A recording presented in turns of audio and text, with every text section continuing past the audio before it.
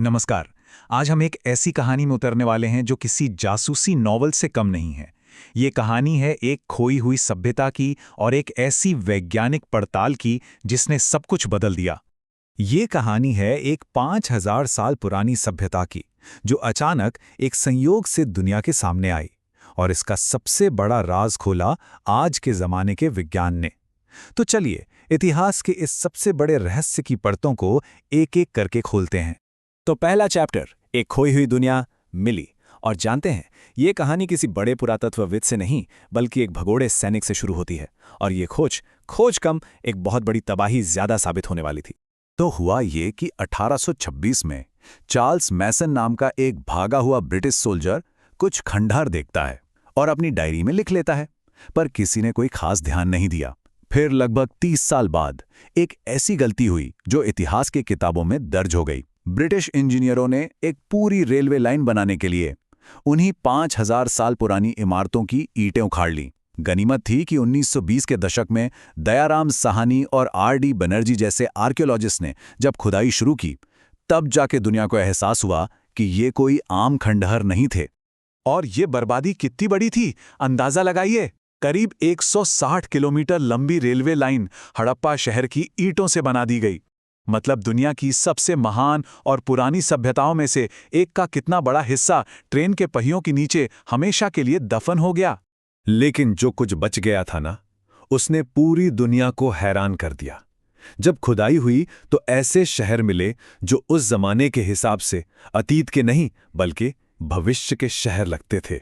ये कोई आम गांव देहात नहीं था, ये थे प्रॉपर प्लैन्ड शहर। सड़कें एकदम सीधी, एक दूसरे को 90 डिग्री के एंगल पर काटती हुई, जैसे आज के मॉडर्न शहर होते हैं। घर भी कोई कच्चे नहीं, पक्की ईंटों के 2-2, 3-3 मंजिला। और कमाल की बात यह कि हर घर में अपना कुआं और अपना बाथरूम था। पर सबसे हैरान करने वाली चीज थी अंडरग्राउंड ढका हुआ सीवेज सिस्टम। जरा सोचिए, उस दौर में जब लंदन और पेरिस जैसे शहरों में भी ऐसा कोई सिस्टम नहीं था, तब आज से 5000 साल पहले भारत के लोग इतनी एडवांस्ड इंजीनियरिंग का इस्तेमाल कर रहे थे। इस एक खोज ने भारतीय उपमहाद्वीप के इतिहास को एक झटके में हजारों साल पीछे और गौरवशाली बना दिया। अब इन शानदार शहरों के साथ साथ सामने आई कुछ बहुत बड़ी पहेलियां, ऐसे सवाल जो आज तक इतिहासकारों और वैज्ञानिकों को परेशान करते हैं। और इनमें सबसे बड़ी पहेली है उनकी लिखाई। मतलब वो क्या लिखते थे, क्या कहते थे। हमारे पास उनकी लिखी हुई हजारों चीजें हैं, पर हम आज तक एक शब्द भी नहीं पढ़ पाए हैं। ये जो छोटी छोटी मोहरें मिली हैं ना, उन पर 400 से भी ज्यादा अलग अलग तरह के सिंबल यानी प्रतीक हैं। अब मुश्किल यह है कि हमारे पास कोई रोजेटा स्टोन जैसी चीज नहीं है, मतलब कोई ऐसी चीज जिस पर एक ही बात 2 भाषाओं में लिखी हो, एक जो हम जानते हैं और एक जो वो लिखते थे। इसके बिना हमें कोई अंदाजा नहीं कि ये मछली और जार जैसे निशान कोई मंत्र हैं, किसी का नाम है, या बस दुकान की रसीदें हैं। और फिर आता है दूसरा बड़ा सवाल, इन पर राज कौन करता था। सोचिए, ये सभ्यता 10 लाख स्क्वायर किलोमीटर से भी ज्यादा बड़ी थी। फिर भी कश्मीर से लेके महाराष्ट्र तक हर जगह ईंटों का साइज एक जैसा, वजन के बाट एक जैसे, यहां तक कि सड़कों की चौड़ाई भी एक जैसी। तो सवाल यह है कि बिना किसी पावरफुल राजा या सम्राट के इतना स्टैंडर्डाइजेशन कैसे मुमकिन था। ये समझने के लिए जरा इसकी तुलना उस समय की दूसरी सभ्यताओं से करते हैं। मिस्र और मेसोपोटामिया में क्या मिलता है? राजाओं के बड़े बड़े महल, पिरामिड जैसे विशाल मकबरे और ढेर सारे हथियार।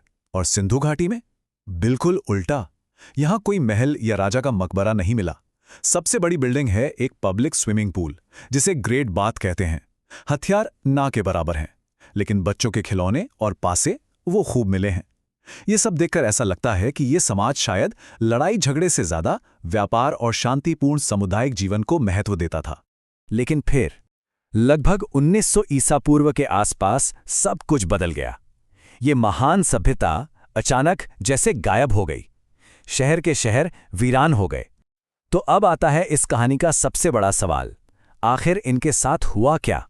जब मोहनजोदड़ो की खुदाई हुई तो एक बहुत ही डरावनी चीज सामने आई। सड़कों पर, घरों की सीढ़ियों पर कंकाल बिखरे पड़े थे, जिन्हें दफनाया भी नहीं गया था। ऐसा लग रहा था मानो कोई भयानक आफत आई हो, जिसने लोगों को वहीं का वहीं खत्म कर दिया। और इसी खोज ने जन्म दिया पहली और सबसे मशहूर थ्योरी को। साल था 1944। मशहूर आर्कियोलॉजिस्ट मॉर्टिमर व्हीलर ने एक ऐसा बयान दिया जिसने इतिहास में भूचाल ला दिया। उन्होंने कहा, सिंधु सभ्यता के विनाश का आरोपी इंद्र हैं। उनका मतलब था कि बाहर से आए आर्य हमलावरों ने, जिनके प्रमुख देवता इंद्र थे, इन शहरों को तबाह कर दिया। और ये थ्योरी इतनी पॉपुलर हुई कि दशकों तक हमारी किताबों में यही पढ़ाया जाता रहा। पर कहानियां खत्म नहीं होती। अब एंट्री होती है मॉडर्न साइंस की। और विज्ञान ने जब इस केस की जांच शुरू की तो सारे पुराने मिथक टूट गए और एक ऐसे मुजरिम का नाम सामने आया जिसके बारे में किसी ने सोचा भी नहीं था।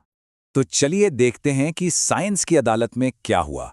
पहला आरोप था कि कंकाल एक बड़े नरसंहार का सबूत हैं, लेकिन फोरेंसिक जांच में पता चला कि ये कंकाल अलग अलग समय के हैं और किसी पर भी लड़ाई या हथियार के घाव के निशान नहीं हैं।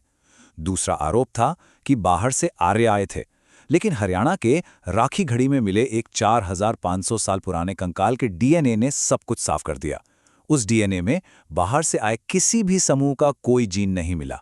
मतलब फैसला साफ था, आक्रमण की थ्योरी में कोई दम नहीं है। तो अगर हमलावर नहीं थे तो फिर असली मुजरिम कौन था? जवाब है क्लाइमेट चेंज। जी हाँ, जलवायु परिवर्तन। ये कोई एक दिन की घटना नहीं थी। ये एक धीमी और दर्दनाक मौत थी जो हजारों सालों तक चली। अब समझिए कि ये हुआ कैसे, स्टेप बाय स्टेप। सबसे पहले हिमालय में जबरदस्त टेक्टोनिक हलचल हुई, मतलब जमीन के नीचे प्लेटें खिसकीं। इससे यमुना और सतलुज जैसी बड़ी नदियों ने अपना रास्ता बदल लिया। इसका नतीजा, उनकी जीवन रेखा घग्घर हकरा नदी, जिसे कई लोग पौराणिक सरस्वती नदी मानते हैं, वो सूखने लगी। फिर मॉनसून का पैटर्न पूरी तरह बिगड़ गया। कभी सूखा, कभी बाढ़। खेती बर्बाद हो गई और जब पानी और अनाज ही नहीं रहा तो लोग धीरे धीरे अपने शानदार शहर छोड़कर पूर्व और दक्षिण की तरफ चले गए। पर रुकिए, ये इस सभ्यता के अंत की कहानी नहीं है, क्योंकि शहर भले ही वीरान हो गए पर लोग गायब नहीं हुए। उनकी विरासत, उनकी संस्कृति आज भी हमारे अंदर, हमारे आसपास जिंदा है। आज भी जब हम हाथ जोड़कर नमस्ते करते हैं, जब शादी में मांग में सिंदूर भरा जाता है, या जब हम पीपल के पेड़ और नंदी बैल की पूजा करते हैं, तो हम अनजाने में उसी 5000 साल पुरानी परंपरा को आगे बढ़ा रहे होते हैं। शतरंज और पासे जैसे खेल भी वहीं से आए। उनकी संस्कृति मरी नहीं, बस समय के साथ अपना रूप बदलती गई। और अब तो हमारे पास इसका डीएनए प्रूफ भी है। राखीगढ़ी के कंकाल के डीएनए से ये साबित हो गया है कि आज के ज्यादातर भारतीय, चाहे वो उत्तर भारत में रहते हों या दक्षिण भारत में, उन्हीं सिंधु घाटी के लोगों के सीधे वंशज हैं। वो लोग कहीं गए नहीं, वो बस हम बन गए। और यहीं पर ये 5000 साल पुरानी कहानी आज हमारे लिए एक बहुत बड़ा सबक बन जाती है। हड़प्पा के वो शानदार शहर किसी हमलावर की तलवार से नहीं, बल्कि बदलते मौसम की मार से उजड़ गए। वो प्रकृति के बदलाव के साथ खुद को ढाल नहीं पाए। आज जब हम खुद क्लाइमेट चेंज की इतनी बड़ी चुनौती का सामना कर रहे हैं, तो उनके खंडर हमसे एक सवाल पूछते हैं, क्या हम उनकी गलती से कुछ सीखेंगे, या फिर हमारे शहर भी एक दिन ऐसे ही खंडर बन जाएंगे?